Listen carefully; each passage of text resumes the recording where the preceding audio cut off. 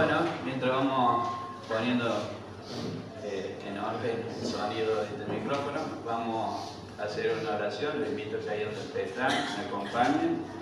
Padre amado, en el nombre poderoso de Jesucristo, te damos las gracias, Señor, porque hoy hemos tomado una decisión de venir a tu casa, de buscar de tu presencia, sabiendo, Señor, que en esta hora tú nos vas a estar hablando a nuestro espíritu, que sos tú, Padre amado, el que va a hablar de tu pueblo por medio de tu boca. Por eso en esta hora sujeto mis emociones para que verdaderamente sea tú, por medio del Espíritu Santo, que estés hablando, Padre Celestial, sabiendo que hoy tu palabra, esa que es incorruptible, es la que va a producir cambios en el pueblo, que va a transformar nuestras vidas, nuestra familia, nuestra finanza, nuestro hogar, nuestra iglesia. Y todas las cosas, Señor, no van a ser de la misma manera, sino que van a ser totalmente diferentes. Por eso te damos las gracias, sabiendo que la preciosa sangre de nuestro Señor Jesucristo hoy nos cubre, y sabiendo, Señor, que un cerco de fuego está a nuestro alrededor, y que ángeles con espadas desenvainadas, Señor, están en esta hora desechando y sacando de este lugar todo espíritu, Señor, que vienen a querer traer bloqueo mental y traición a tu pueblo. Hoy un día donde tú nos quieres hablar, Señor, donde quieres ver, Señor, corazones quebrantados para poder transformarlos y ser un mejor cristiano. Por eso te damos las gracias en el nombre poderoso de Jesucristo. Amén. Bueno, no sé si ustedes me están escuchando bien desde ahí. Amén. Cualquier cosita, le subimos un poquito más el volumen. Bueno, hoy vamos a estar compartiendo un mensaje en el cual hemos puesto como título Un amor que no se acaba. Precisamente hoy nos vamos a estar ayudando o apoyando en el libro de Oseas, en el cual los invito, iglesia, que busquen de su Santa Escritura, en su Biblia. Recuerden que si no trajo Biblia, siéntese a los cristianos que se siempre la trae. Amén. El libro de Oseas, capítulo 11, vamos a estar compartiendo.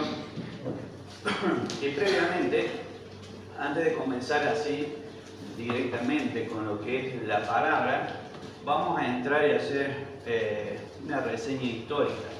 En realidad voy a hacer un comentario general de los primeros 10 capítulos para poder explicar el capítulo 11.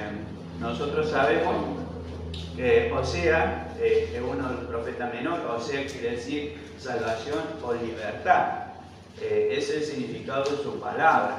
Aquí vemos que Dios hace un llamado, o sea, 755 años a 715 antes de la venida de Cristo. O sea que tuvo un periodo de 40 años de llamado y de servicio a Dios.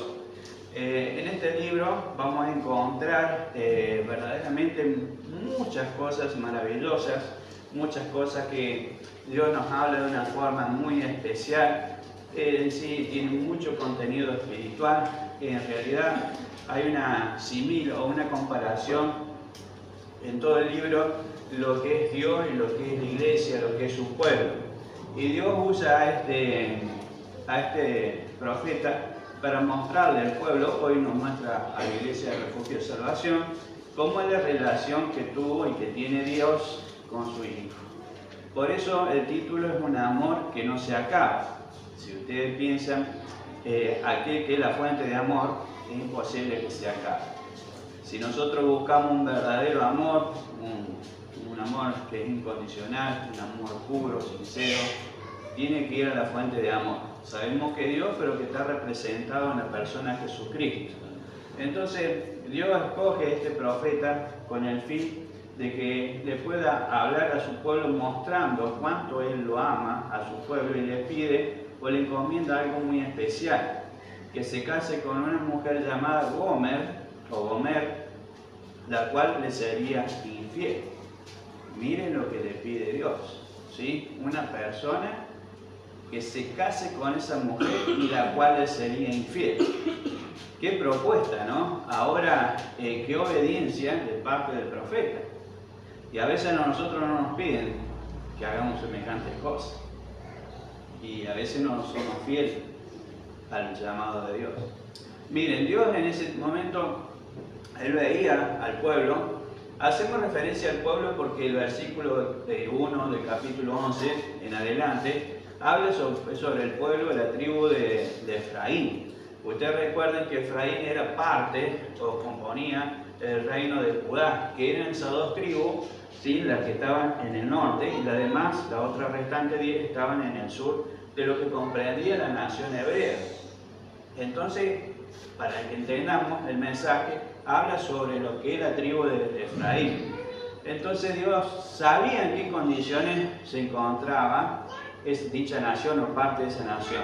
En ese momento, cuando nosotros leemos desde el versículo capítulo 1 en adelante, nos muestra que era una nación que se encontraban en paz, que tenían provisión, prosperidad, abundancia en bendiciones, pero que también Dios empezaba a ver un ocaso o una oscuridad en la parte política de esa nación.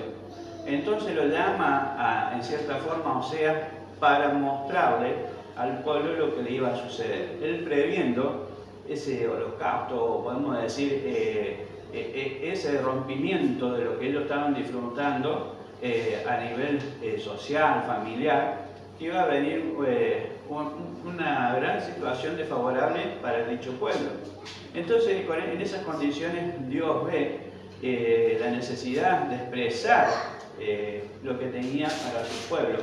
Vieron que siempre decimos que Dios en la palabra nos habla de amor, pero también nos da advertencias. Y en este caso no fue a menos. Dios estaba advirtiendo al pueblo de Efraín lo que le iba a suceder. ¿Por qué? Porque muchas veces, como pueblo, como hijo, como iglesia, hacemos nuestro querer y no el querer de Dios. Entonces, en esas condiciones llama al profeta Oseas y le dice que busque una mujer cuyo nombre es Gomer, para que se case y mostrarle su amor a Dios. Pero en esa necesidad que estaba pasando Efraín, la tribu de Efraín, Dios le dice a Oseas que él estaba viendo un caso de inmoralidad, de idolatría hacia él. Si bien como Jehová a él lo adoraban, pero también en cierta forma ellos se habían desviado en busca de dioses paganos. Recuerden que una de las condiciones que Dios le había puesto a su nación era que no tuvieran vínculos con naciones paganas porque se iban a contaminar. En esa contaminación no era solo el hecho de contraer matrimonio con mujeres o con hombres de otras tribus, sino que también era el tema de adoración. Recuerde que en lo espiritual lo importante aquí es a quién adoramos. Es una guerra continua entre el reino de las tinieblas y el reino de la luz, a quien adoramos. Entonces Dios había visto que había una inclinación hacia adorar a esos dioses paganos. Y una de las funciones que tenían los sacerdotes en ese momento era pregonar de la gracia y la justicia de Dios, cosas que no lo estaban haciendo. Es más, se dice que en ese entonces en cada rincón de Jerusalén había un puesto donde se vendían estatuillas de dioses paganos. Entonces, en esas circunstancias, cuando Dios le habla a Oseas y le dice que busque una mujer y que él le iba a hacer sentirle, le iba a poner en su sentir lo que él estaba sintiendo.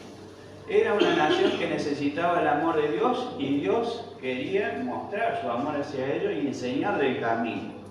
Y siempre repetimos esto, ¿no? Vieron cuando uno está acostumbrado al micrófono, ya no le encontramos posición, ya me van a ver así.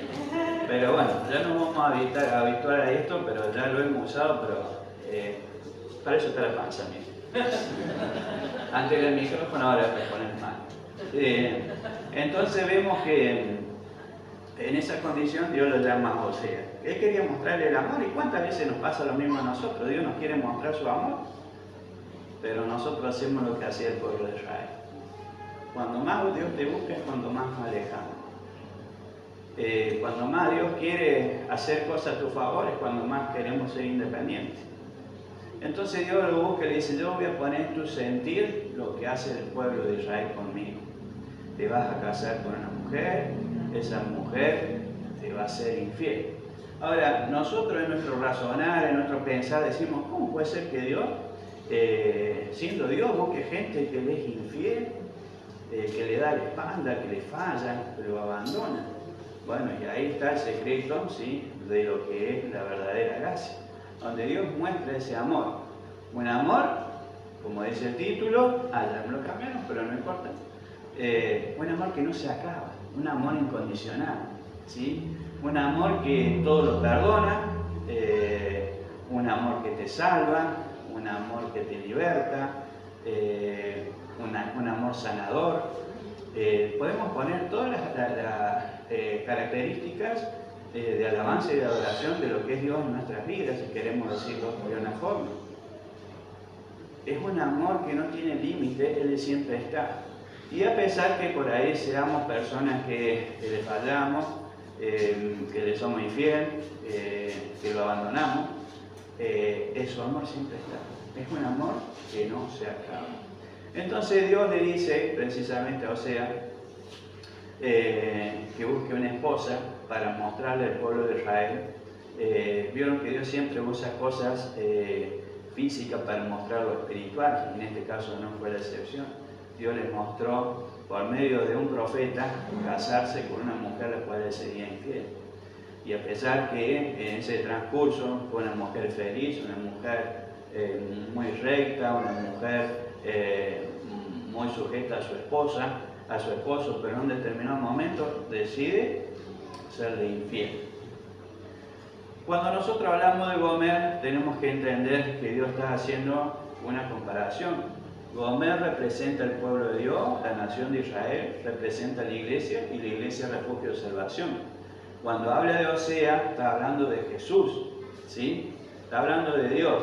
Entonces ustedes, cuando a medida que vamos desarrollando el mensaje, cuando yo diga Gomer, dígase, Gomer soy yo, porque soy la esposa, soy la iglesia. Y cuando hablamos de Osea, es Jesús. Entonces, en ese contexto, podemos ver que esta mujer era una mujer de familia, es más, tuvo hijos, vivía feliz, pero en un determinado tiempo es como que se le daña el corazón y empieza a tener pensamientos erróneos y le da lugar a que el enemigo entre en su corazón y empiece a orar. Una mujer, como dije, siempre sujeta a su esposo, siéndole fiel en todo momento, y de una lo empieza a engañar. Ya se olvida de su esposo. Cuando digo esposo, iglesia, ¿cuántas veces nos podemos olvidar de Jesús? Se olvida de sus hijos. Los que son padres espirituales, ¿cuántos hijos están dejando abandonados? Los que son padres espirituales, ¿no? Cuando digo padres espirituales, metemos lo que es varón, lo que es mujer. Se olvidan de sus hijos. Lo dejan de discipular, lo dejan de estar permanentemente llevándolos a lo que es recto ante la presencia de Dios, como decimos, a consolidarlos, a estar siempre dispuestos a su necesidad de estar como un líder espiritual, porque cuando somos papás espirituales es lo que nos corresponde. Y a veces lo dejamos a la deriva. Y lo que pasa es que lo que le pasó a Gomer, ¿sí?, de ser una mujer intachable, recta, una buena madre, empezó a tener inclinaciones por dioses ajenos, hasta que cayó en la prostitución. ¿Y cuáles serán esos dioses que nosotros a veces seguimos para dejar a nuestro hijo y a nuestro esposo? ¿Cuántas cosas en nuestra vida estamos dejando para seguir detrás de esos dioses falsos? O de esas imágenes paganas, o esa idolatría. Acá Gomer dice la palabra que dejó a su esposo, dejó a Cristo, la iglesia dejó a Cristo, dejó a sus hijos, dejó a aquellas personas en las cuales nosotros le hicimos recibir a Cristo, aquellas personas en las cuales instruíamos, las preparábamos y las dejamos ahí a la deriva porque me fui detrás de qué y de lo que el enemigo te propone, ¿sí? ¿Y qué será lo que te estará preparando el enemigo para tu vida? ¿Qué será lo que en cierta forma el enemigo tiene para que vos te alejes de las cosas de Dios? Si no estás en esa comunión con Él, va a ser muy fácil que te lleve detrás de esas cosas que llevan que nosotros como hijos nos prostituyamos. Cuando decimos eso, no se lo tomen tan al extremo de decir llevarlo a lo físico, porque prostituir tiene una amplia explicación.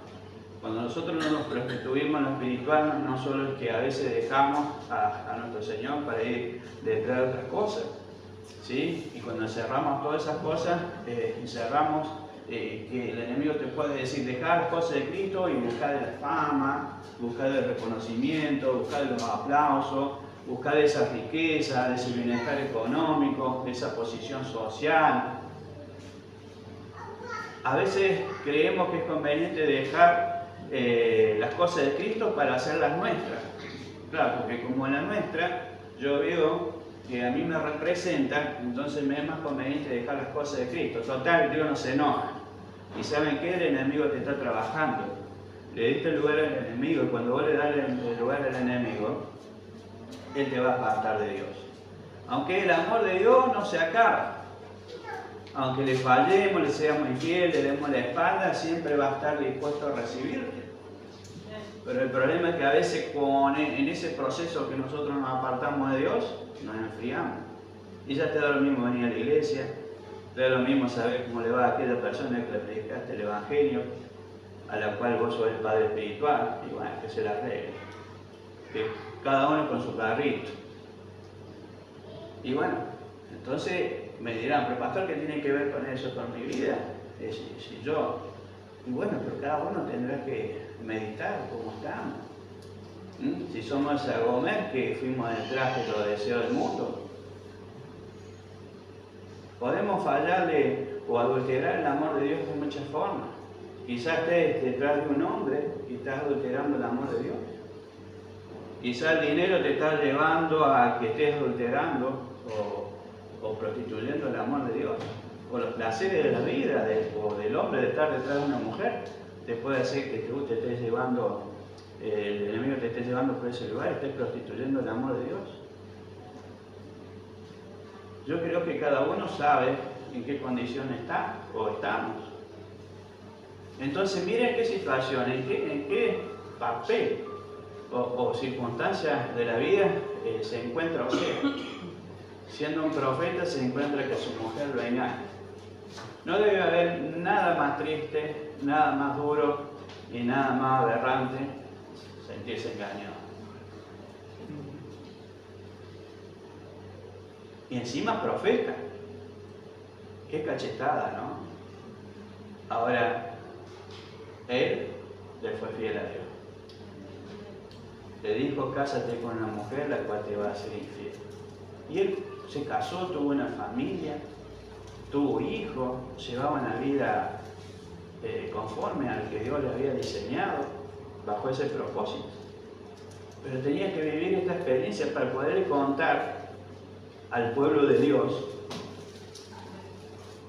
lo que es prostituir el amor de Dios. Entonces vemos que muchos de los que estamos aquí, un día nos hemos casado con Dios, nos pusimos la alianza, hicimos un pacto con Él. Y en ese pacto, ¿cuántas veces habremos dicho? No, Señor, yo no te voy a fallar. En lo que tú me mandes, yo voy a estar dispuesto. Yo soy una persona diligente, responsable, trabajo para tu obra. Cuando todo va bien, va bien. Pero cuando las cosas empezaron a flaquear, te olvidaste de que vos hiciste una promesa. Hiciste un pacto, una alianza, que te casaste con Jesús. Porque lo que estamos aquí, todos hemos pasado aquí al frente y hemos reconocido que Dios es nuestro Señor. Lo hemos aceptado en nuestro corazón y hemos declarado que Él es nuestro Salvador.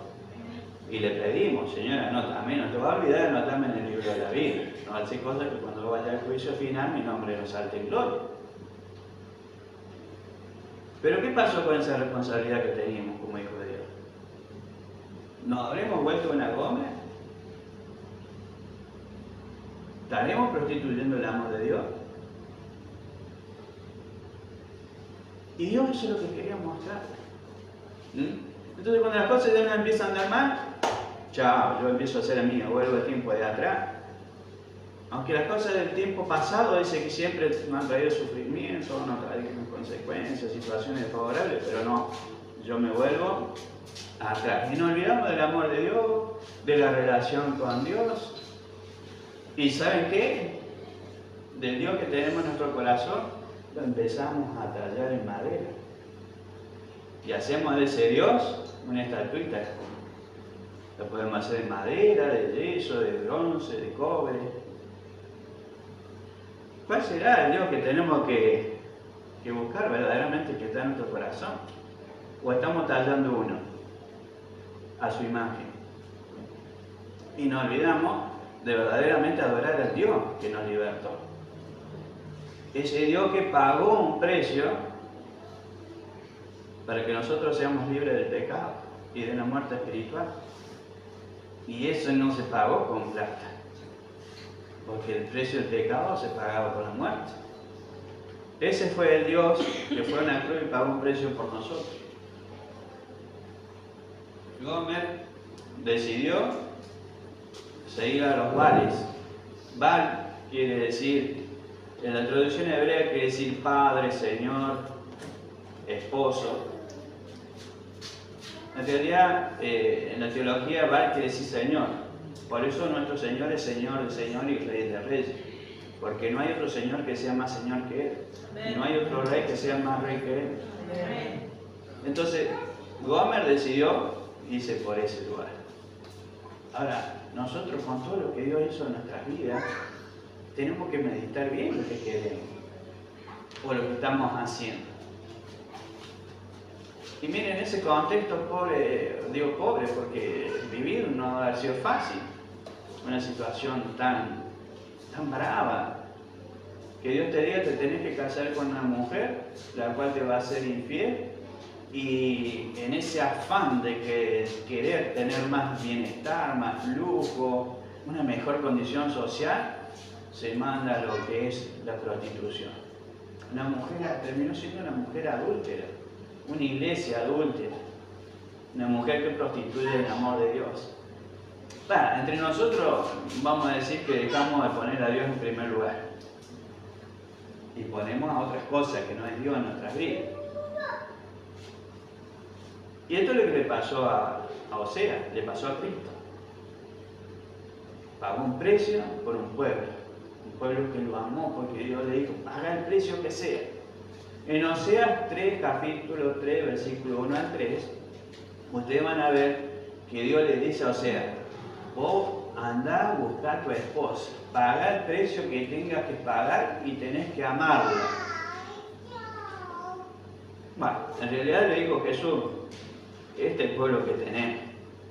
Es un pueblo que anda atrás de la idolatría, que anda atrás de la prostitución, que anda atrás de esto, anda atrás de... Bueno, en realidad se olvidaron de vos. Pero bueno, no importa. Nosotros somos fuente de amor, le dijo Dios a su Hijo. Andá en busca de esa amada y pagar el precio que tengas que pagar. Y Jesús sí, le dijo, está bien papá, yo pago lo que hay que pagar, pero esto no se paga con plata. En el 3, 1 al 3, dice que Oseas fue y pagó 15 ciclos de plata. El ciclo de plata representan 171 gramos de plata, o sea, divídanlo en 15 gramos y chilonitos. Y dice que un homer y medio son 555 litros de cebada. Eso es lo que tuvo que pagar para que poder recuperar a su esposa. Ahora, cuando hablamos de Cristo, Cristo no tuvo que pagar ese precio, ¿sí? Cristo pagó precio de sangre. Entonces, aquí vemos, para que nos vaya quedando claro para comenzar con el mensaje, va la introducción. Jesucristo representa, ¿quién dijimos? A Oseas. La iglesia representa, o el pueblo de Dios, a Gomer, la esposa. ¿Qué le pide Dios? Que vaya y pague un precio por la esposa a su Hijo Jesús. Y ese es el precio que pagó Jesús, a cuesta de su propia vida. Quiere decir que Él siendo Dios, en un momento en la eternidad, Dios que le dijo, Jesús, bueno, viste que estuvimos buscando un culto y ni siquiera encontramos uno. Siendo Dios, dice que se tuvo que hacer en forma de hombre. Y dejando todos esos atributos, ¿sí? Esa plenitud de Dios, al hacerse hombre, y tuvo que venir y vivir como hombre. Quiere decir que era una persona y que tenían personalidad, decíamos que tenían sentimientos, emociones, sufría, se reía, igualito que nosotros. Pero él estando aquí nunca usó ese poder de ser Dios, sino que incluso dice la palabra que él tuvo que pagar un precio, se humilló hasta la más grande humillación, que era morir en un madero. El madero, recuerden que lo impusieron los romanos, pero lo que lo crearon fueron los caldeos. Los caldeos eran un pueblo muy rebelde, ellos inventaron la cruz y los romanos lo tomaron. Como era algo tan hereje, y a ellos les encantaba hacer todas esas cosas, lo tomaron para sí. Entonces vemos que Jesucristo tuvo que hacerse hombre y despojarse de todo lo que él tenía en el cielo, y se humilló, dice la palabra, hasta el más mínimo. Cuando hablamos en Filipenses 2, ¿sí?, hablamos de lo que es nuestro Señor Jesucristo. Entonces él tuvo que venir a esta tierra, ¿sí?, y pagar un precio. Y a pesar de que nosotros le fallamos, y le seguimos fallando, que le somos infieles, su amor no se acaba. Él siempre está dispuesto a darte esa oportunidad. Muchas veces decimos, ¿y por qué hacemos eso? Y bueno, hacemos eso quizás porque no estamos en Cristo. Una cosa es que recibimos a Cristo y la otra es estar en Cristo, ¿sí? Entonces, vamos a estar, porque veo que se me está yendo los minutos, tenía algo más para contarles, pero vamos a empezar a desarrollar lo que es Oseas capítulo 11, versículo 1, esa no es la traducción Reina Valera. Si lo puedo llegar a leer, lo voy a compartir. Si no, hago como los viejitos. No llego a leer. Me retiro más. 11:1. ¿Todo lo tiene? Amén. Che, qué mezquino me dice amén. A ver. Amén. Ah, estuvieron bien. Porque iba a decir, a ver lo de este lado. A ver, ¿cómo dicen amén lo de este lado? A ver. Amén. Amén. Vamos lo del lado derecho, a ver. Amén. Ahora, primero fueron ellos, que vivos son. Ahí tenía que levantarme la voz.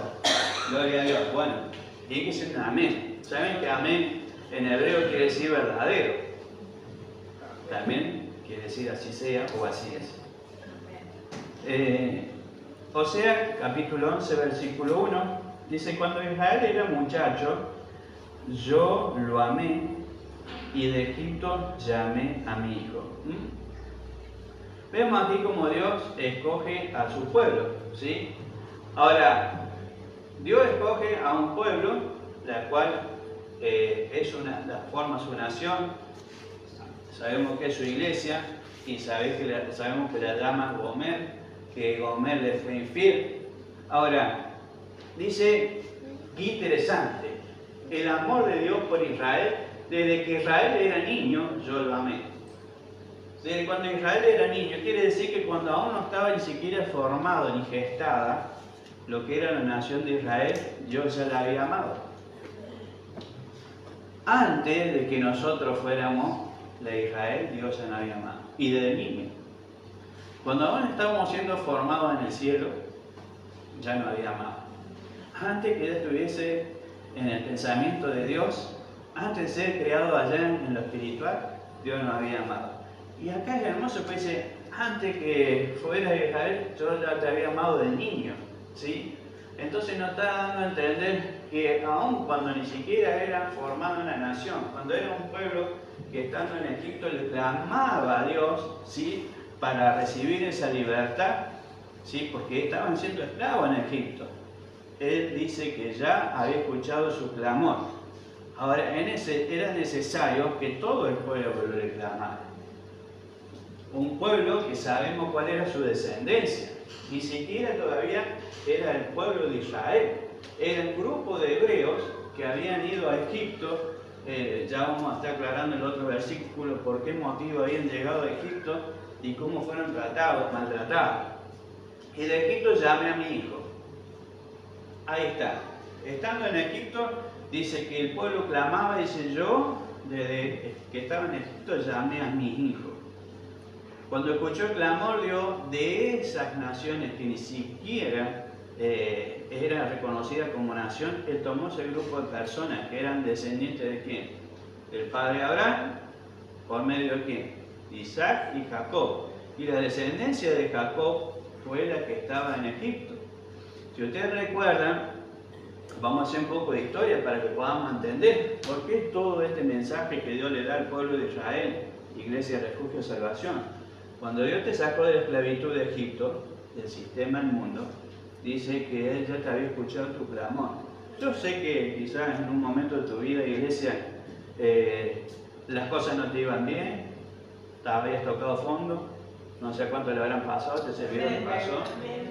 Y yo le decía a Dios, ¿por qué tantas cosas así en mi vida? Soy un buen tipo, me considero un tipo honesto, entre comillas buen padre, porque me había divorciado, o sea que en algo había errado, pero yo mi concepto era que era un buen padre, tenía dos bellezas cuidado, que siguen siendo bellezas, ¿no?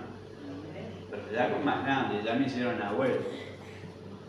Y yo me hacía toda esa historia en mi cabeza, digo, ¿cómo puede ser, no? Y en cierta forma yo le estaba clamando a un Dios que yo no conocía, porque tenés que conocer a ese Dios que vos querés tener en tu corazón. Porque si no puede ser terminando siendo una figura, como muchas veces lo hemos tenido en nuestro corazón, o si nos enfocamos en lo que el mensaje prostituía el amor de Dios, porque aún no conocía el amor de Dios, no conocía a Cristo, eso quiero decir. Y yo me hacía toda esta conjetura y decía, ¿cómo puede ser? Pero Dios dice que me sacó de Egipto, porque físicamente sacó ese pueblo y espiritualmente, pero también el que lo que estamos aquí nos sacó de Egipto. Egipto sabemos que representa el sistema. Hablamos del mundo, pero cuando decimos sistema, del mundo decimos sistema. Y el sistema es creado por el que es el faraón de Egipto. Y el faraón, el rey de Egipto, es el enemigo, es el diablo. Entonces Dios también a mí me sacó, escuchó mi clamor y Él me vio como un hijo. Pero dice que lo sacó de Egipto y llamé a mi hijo. ¿A quién llamó? A uno que lo libertara. Él usó a Moisés para libertarlo de ese lugar de opresión, un lugar de esclavitud. Hablamos de Moisés, hablamos de un libertador. Entonces yo tengo que también tener en cuenta que cuando Dios me sacó del mundo llamó un libertador. ¿Cuál es su libertador? ¿Hay un libertador o no hay un libertador? ¿Quién te da libertad? Claro. Ahora yo llamé a mi hijo. Acá llamó a Moisés, un hombre que él había preparado 40 años en el desierto para venir a sacar a su pueblo que aún ni siquiera era nación. ¿Por qué? Y porque en ese trayecto nosotros recordemos toda la historia. Si queremos que cuando había hambruna, ¿qué pasó con Jacob? Mandó a su hijo a Egipto a buscar alimento. ¿Y con quién se encontraron? Con aquel que había tirado una cisterna, que era el hermano menor hasta en ese momento, que era José. Resulta que él los reconoce y él hace todo en escenas para hacerlos ver cómplices de robo. Entonces, en esa interacción que había entre ellos, ¿qué le dice? Ah, usted tiene el hermano menor, me están diciendo, si me traen el hermano menor, yo lo dejo en libertad. Y uno se ofrece, no, señor, yo me quedo yo, lo más que vaya. Pobre Jacob, dice que le sacaron cana verde cuando le dijeron eso, pues le había perdido un hijo, perder el otro menor. Cuando viene, reconoce que había un hijo menor y se quiebra José. En esa historia, bueno, para no hacerla tan larga, él manda a buscar a Jacob. Dice la palabra que cuando viene, él siendo la mano derecha, gobernador de Egipto, le dice al faraón que deje instalar a su padre, que eran con sus 12 hijos. Imagínense que en esa época no había televisor, entonces quiero decir que la prole era grande, ¿no? Entonces dice que Dios la puso en un lugar que se llama Gosen, que es un lugar donde había una llanura, que era un lugar de fertilidad, que era bueno para el ganado, para la agricultura. Y el pueblo durante 400 años se hizo fuerte. Y llegó un momento que el faraón se dio cuenta de cómo habían crecido, cómo se habían informado como potencia, que tuvo temor de que ellos los pusieran de esclavo al rey. Entonces manda a ponerlo a esclavitud y a servidumbre. ¿Cómo estábamos en Egipto? En esclavitud y en servidumbre. Le servíamos al diablo. Yo 40 años le serví al diablo. No sé cuánto ustedes. O sea, casi apenas 5 años que le sirvo, porque tengo 45. Ah, ¿no? Me debe matemática, le digo. Debo en materia de jardín y debo matemática. Bueno, los que me conocen más años saben que tengo unos poquitos más. Unos poquitos más. Lo importante es lo que está adentro. ¿Sí? Ese tiene 16 años. O sea que 40 más 16, si son rápidos. Entonces, soy un bebé. No soy un bebé, pero soy un adolescente espiritual. Pero tengo la sabiduría que Dios me da. Al igual que ustedes, porque tenemos su espíritu adentro. Entonces vemos que Dios dice, pero cuando más lo llamaban, más se alejaba de mí. Ofrecían sacrificios a sus dioses falsos y quemaban inciensos a las imágenes. Entonces Dios te saca de Egipto, de la esclavitud, venís, hacemos esa confesión, esa oración de fe aquí adelante, soy un hijo de Dios, todo bien, me comprometo, soy responsable, tengo unas iniciativas para trabajar en la obra de Dios, pero resulta que, como dice ahí, Dios cuando más te llama, más te aleja. ¿Vieron que cuando nosotros le damos una orden a nuestro hijo, qué pasa? No voy a dar nombre, pero tengo hijas, así que cuando vos le decís, haceme esto, es como que no le entra en el oído.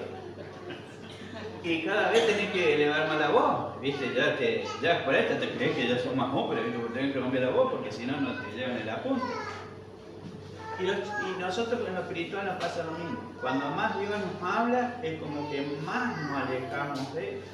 Es como que, por más que tenga 16 años en el camino del Señor, y yo ya, ¿para qué tanto de Dios? Con el conocimiento que yo tengo, vos sabés. ¿Para qué tanto de Dios? ¿Para qué?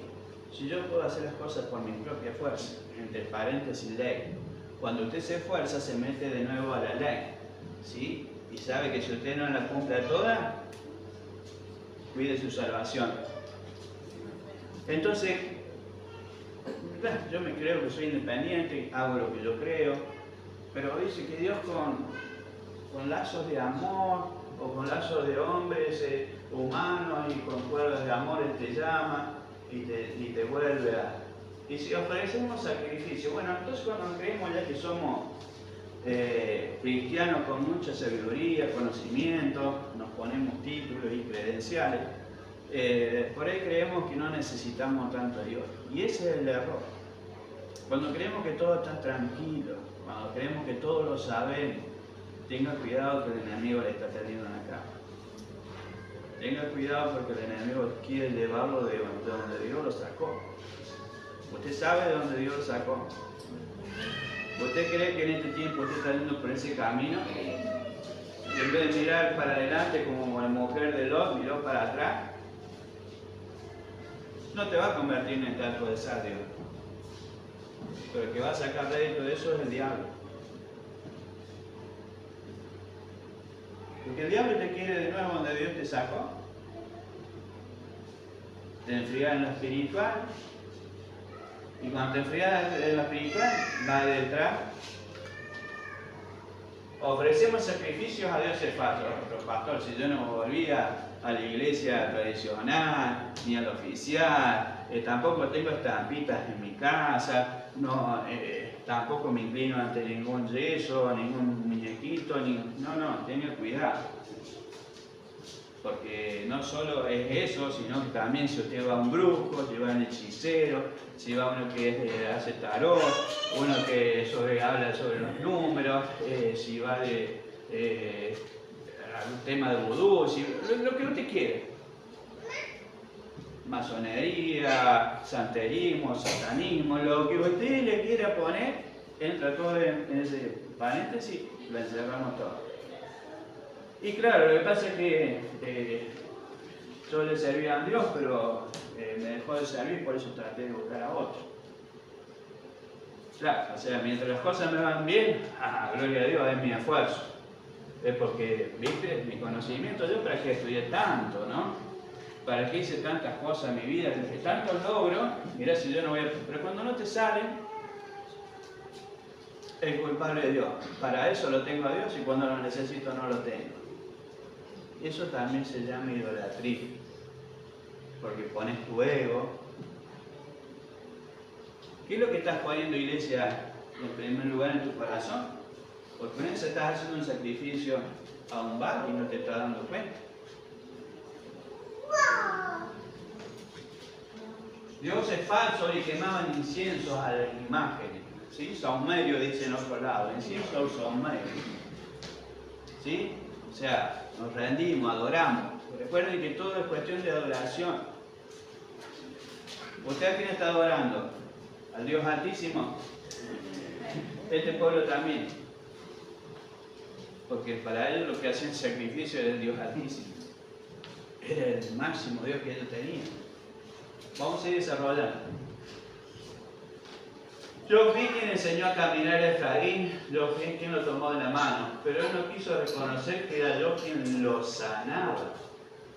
Bien, por eso hablamos que Dios hablaba sobre la tribu de Efraín.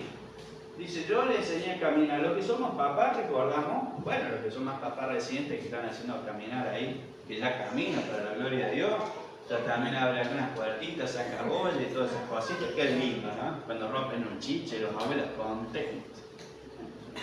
Pero los que somos papás, cuando nosotros tenemos nuestros hijos y le queríamos enseñar a caminar, los agarramos de los brazos. Y acá Dios usa un simil, dice una comparación, dice, yo soy el que te enseñó a caminar, Efraín. Quiere decir que en ese tiempo que uno es bebé, aprendemos a depender de nuestro padre.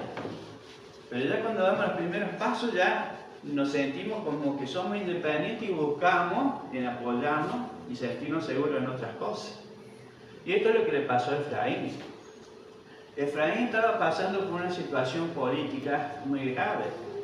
Se encontraba de que la nación o el reino de Asiria iba a invadir, que ya venía tomando desde el norte para abajo y que iba a tomar a lo que era Efraín. Le iban a llevar a esclavitud. Entonces Dios le daba de entender, pero Efraín, si yo soy el que te tomo de tu brazo, soy el que te enseña a caminar. Le estaba diciendo, acordate, yo soy tu padre, yo soy el que te enseñó a caminar. Pero caminar a dónde, si ahora soy grande, sí, le hace recordar Dios a Efraín de donde Dios lo sacó. Vos te acordás que yo te saqué de servidumbre de Egipto, con el libertador Moisés, y que pasaste un tiempo por el desierto, y yo ahí te enseñé a caminar. ¿Y cómo que en el desierto me enseñaste a caminar? Bueno, no solo que te enseñé a caminar, fui el que te di provisión, el que te hice prosperar, porque yo te llamé, yo te quise, ¿sí? Y te enseñé, te discipliné. Porque ustedes recuerdan que en el desierto Dios dice que los iba a probar. Dios cuando lo saca del desierto a una persona, ¿qué busca de la persona? Cuando ustedes pasaron en el desierto, ¿por qué? Porque le pasó lo que pasó a este pueblo. Se habían creído que ellos por sí solos podían hacer todo. Y de repente vos te encontrás en un desierto espiritual, donde esas manos que te sostenían de tu papá, que te daban seguridad, ya no las tenés más. Él era el que le daba de comer, el que le daba el trigo, el que le daba la cebada, el que le daba la vid, el que le daba el vinacho.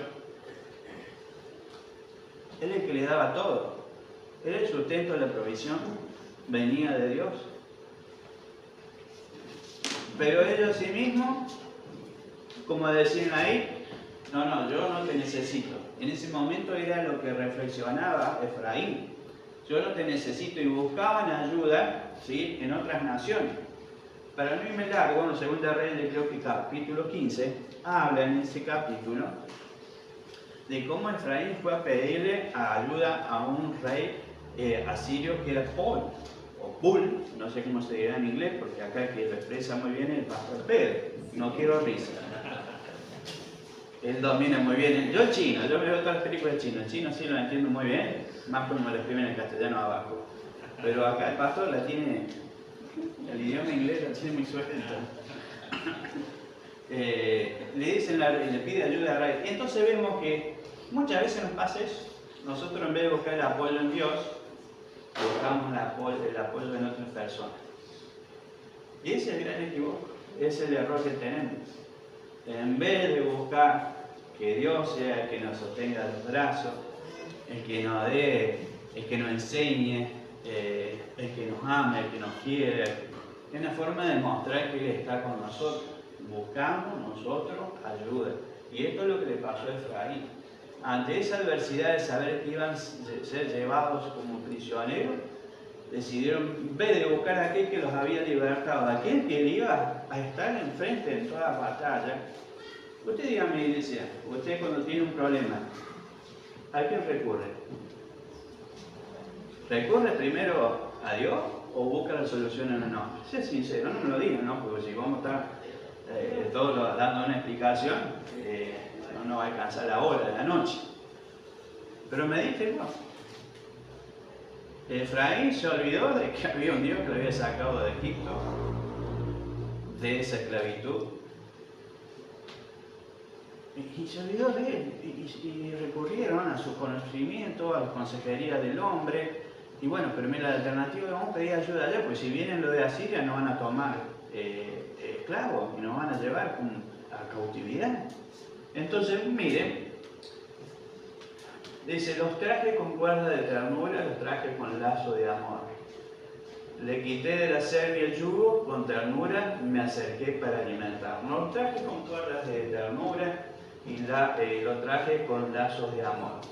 Bueno, aquí vemos que Efraín estaba pasando por un momento difícil y Dios, en vez de castigarlos, dice que los trajo con lazos de ternura, dice, o cuerdas de amor. Bueno, según esto ya se me mezcla la Reina Valera con esta. Quiere decir que Dios, a la persona que se encuentra en esa situación, dice que por medio de enseñanzas confiables, con ternura, con suavidad, Él te va a enseñar. Él no te va a castigar. Y hace referencia y pone una comparación con lo que se hace con los animales. Y pone ahí, dice, le quité de la cerviz el yugo. Ustedes saben que no hay lo que hoy en día vemos, estos avances tecnológicos como para trabajar la tierra. Antes se usaban dos bueyes, se le ponían en la cerviz, o sea que del cuello para atrás se le ponían lo que dicen son los yugos. Y esos se ataban con coyuntas, perdón, tengo el micrófono. Se ataban con cuerdas para sujetarlo. Y ahí iba como un yunque donde iba agarrado atrás con correa el arado.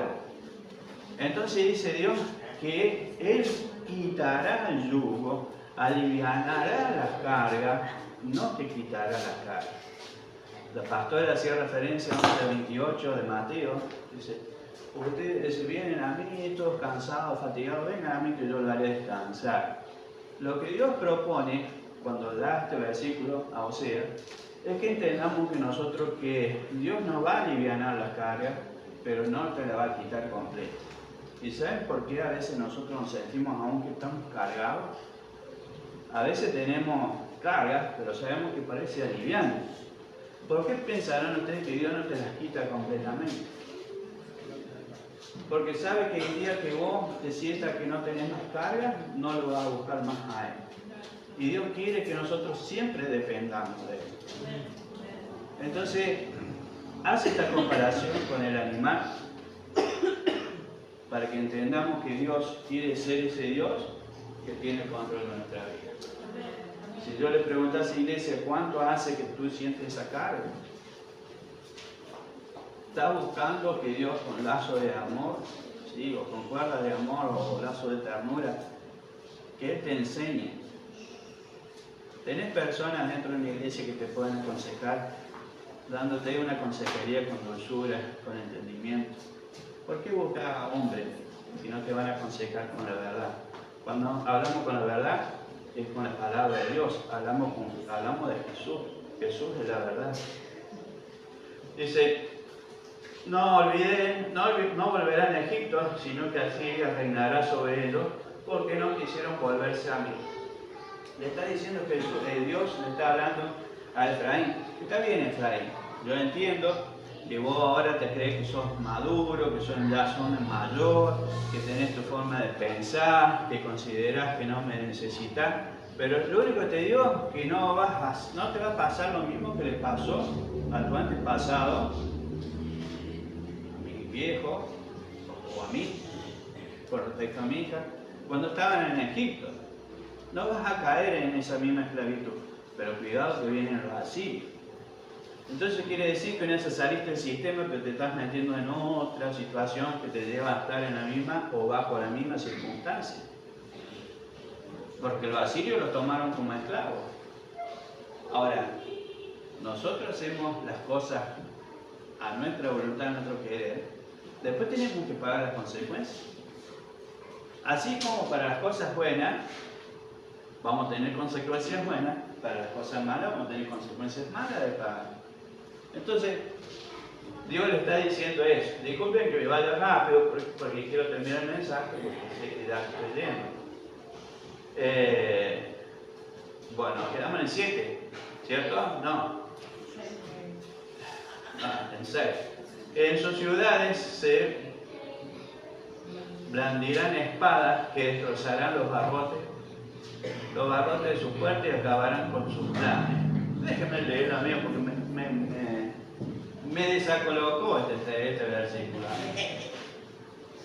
Hay una historia cuando me desacolocó, no todos lo saben, pero no da para contarlo porque si no, podríamos hacer una prédica. Me desacolocó.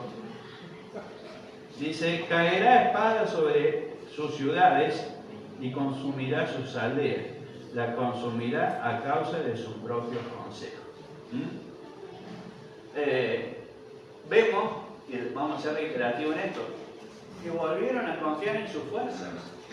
Nunca dependieron o nunca buscaron del consejo de Dios. Entonces, Dios le dice, está bien, perfecto, pero mire, le van a suceder esto. Mientras ustedes sigan buscando consejos de hombres, mientras ustedes sigan usando su sabiduría, su conocimiento, o la forma de interpretar su situación, su problema, va a pasar esto. Se van a levantar ciudades con espada y van a luchar contra ustedes, ¿sí? Dice, destrozarán los barrotes de sus puertas y acabarán con sus planes. O sea que todo ese propósito que a veces Dios tiene para tu vida, con tus decisiones, rompemos esos planes. Pues Dios tiene un propósito hermoso para cada uno de nosotros. Pero como nosotros tenemos nuestra forma de ver, creamos nuestro propio evangelio, porque ustedes saben que a veces los cristianos tenemos nuestro propio evangelio, lo interpretamos como queremos. No le corremos el tilde porque sabemos que la palabra es que si le corremos hasta un tilde o le sacamos un tilde, sabemos que hay consecuencias, pero a veces es como que le acomodamos, ¿sí? Acomodamos el versículo a conveniencia. ¿Cómo podría entregarte yo a Efraín? ¿Cómo podría abandonarte a Israel? Yo no podría entregarte como entregué a Atma, yo no podría abandonarte como a Cebollín. Dentro de mí el corazón me da vuelco y se me conmueve en el extraño. Era tanto el amor que Dios tiene por su pueblo, por la iglesia, refugio y salvación, que por más que nosotros vayamos a veces en contra de lo que Dios tiene para nuestra vida, que hagamos como hacía ese pueblo, que ese pueblo iba atrás de la idolatría, hacían sacrificio a los vales, prendían incienso, dice, a los dioses paganos. A pesar de eso, Dios te ama. Y es un amor, como dijimos al principio, un Dios que no se acaba, un amor que no se acaba. Habla de Adma y Seboín, eran pueblos, aldeas que estaban al lado de Sodoma o al contorno de Sodoma y Gomorra, que habían entrado en tanta iniquidad y tanta inmoralidad que Dios tuvo que destruir. Entonces Dios observa también en Efraín que había un poquito de Adma y Seboín, pero le dice, no te voy a destruir como destruía a Adma y Seboín, ¿sí? Tanta iniquidad, ¿sí? Tanta perversidad, todas esas cosas estaban pasando en Efraín, pero Dios se desgarra porque era un pueblo, era parte de su pueblo, el cual él había amado y lo seguía amando. Ahora, mientras más Dios te ama, más Dios te busca, es como que Efraín cada vez más se alejaba de él. Cuando Dios buscaba aconsejarlo, ellos más buscaban consejos de hombre, ¿sí? Porque hacían consejos, el consejo, como tenemos el consejo deliberante, el consejo como una asamblea, dentro de ellos y consultaban qué podían hacer. Y su decisión fue buscar ayuda y no la ayuda de Dios. Dice, el Señor rugirá como león y ellos lo seguirán.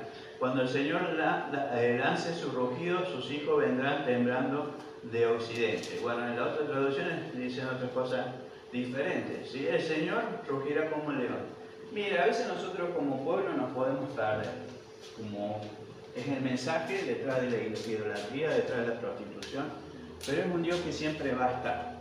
Aún cuando nosotros creamos que las cosas no van mal y decimos, podemos abrir nuestra heladera y vemos que no está llena como lo quisiéramos ver, pero es un Dios que nunca te va a dejar faltar el alimento porque es Dios que te provee, es Dios que te prospera. ¿Sí? A veces nosotros podemos ver que estamos pasando por una enfermedad y creemos que esa enfermedad nos trae tristeza, nos trae congoja, pero déjenme decirles que en esa enfermedad Dios dice que en sus palabras que lo que estamos en Cristo, la enfermedad no es para muerte.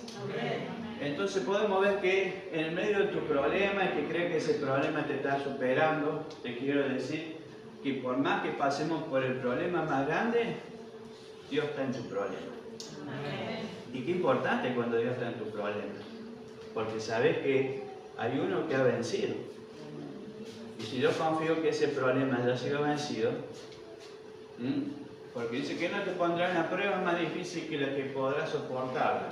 Y a esa prueba ya le he dado salida. Aunque el enemigo venga y diga, le voy a poner otra dificultad.